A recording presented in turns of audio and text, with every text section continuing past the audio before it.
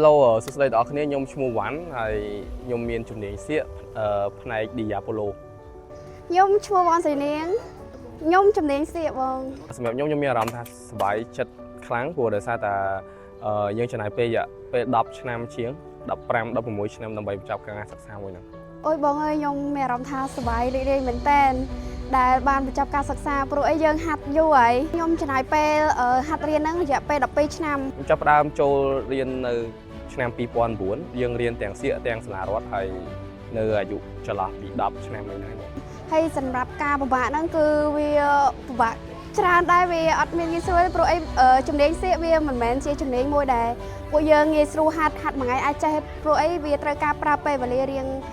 ងយូរដែរ សម្រាប់ខ្ញុំខ្ញុំអរគុណខ្លាំងមែនទែនទៅដល់លោកគ្រូទាំងអស់ទាំងសៀកទាំងផ្នែកផ្សេងៗដែលគាត់តែងតែបរៀនហើយបញ្យល់ណែនាំយើងតាំងពីដើមហើយអរគុណដល់ម៉ាក់ដែលគាត់តែលើកទឹកចិត្តរហូត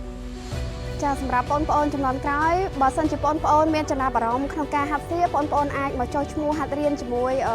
សាលារបស់យើងហើយព្យាយាមខំប្រឹងប្រែងហាត់ព្រោះអីជំនាញនេះគឺល្អសម្រាប់សុខភាពហើយយើងអាចមានឱកាសទៅក្រៅប្រទេសឬក៏ស្ដែងនៅក្នុងស្រុកដែរ សម្រាប់ខ្ញុំផ្ទាល់នៅថ្ងៃអនាគត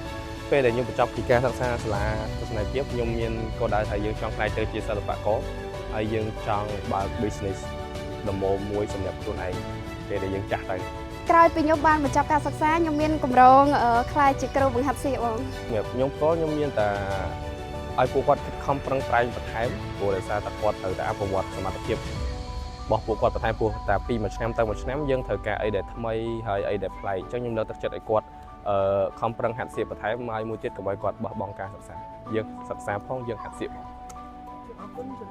បាទអរគុណច្រើនបង អរគុណបងអរគុណ